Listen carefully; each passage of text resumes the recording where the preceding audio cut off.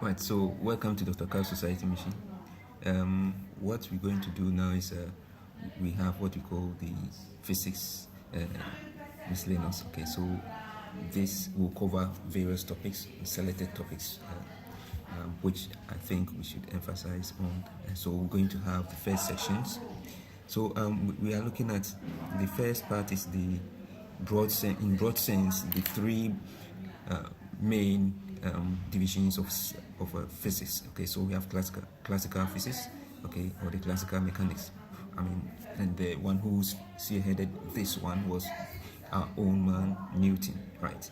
So and that is to do with motion, dynamics, and so on, and then the universal gravitational laws. Okay, so that is basically within the normal, day-to-day activities that we do. Then we have the physics at the level of subatomic and then subdivisions. Okay, so these ones are they fall under quantum mechanics or quantum physics. Okay, right. So here we assume that the matter exists in quanta. Okay, in packets, not a continuum.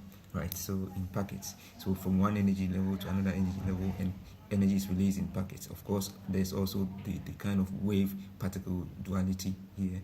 So quantization is one wave-particle duality, and then Heisenberg's uncertainty principle, that the more you try to locate a point to a location, then you lose the factors of getting its velocity, momentum, right? And that's vice versa, right? So we also have the principle of superposition. Superposition is actually the principle that works. That is when you superimpose that verb. That is, you put something on the principle that works on it. Okay, maybe it may work by algebraism, for instance, as in the case of waves. Then that is termed as superimposition.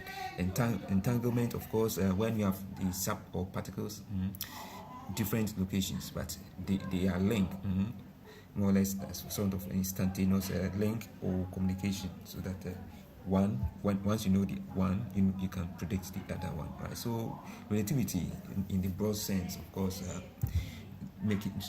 Everything that we do or we use our senses for, these are all relative. Okay. So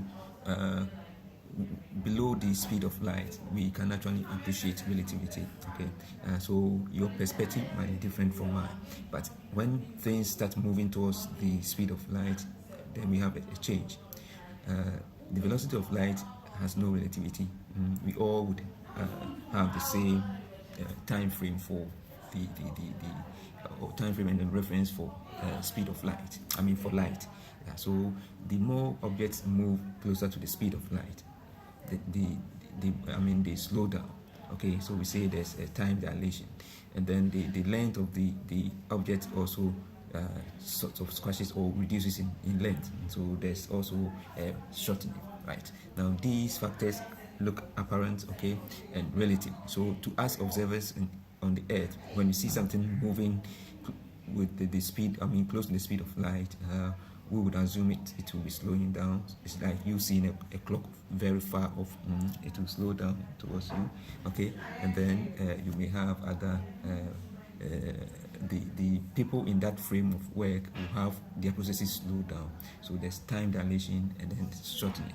Okay, so if we have twins, like we said, one here on Earth, and then one moves with the spacecraft. Okay, by the time the person returns to Earth, his other twin here on Earth will be older than him. That is, the one on Earth will be older than the one who went to space.